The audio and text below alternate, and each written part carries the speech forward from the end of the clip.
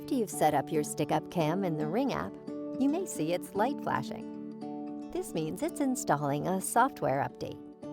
Do not unplug your stick-up cam during this process. If you plan to wall mount your stick-up cam, first push the rubber pad into the base, then flip the base toward the rear of the camera so it will sit between your cam and the wall. Hold the base in place on your wall, rubber side down.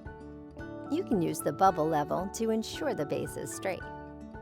Next, drive the 3 mounting screws.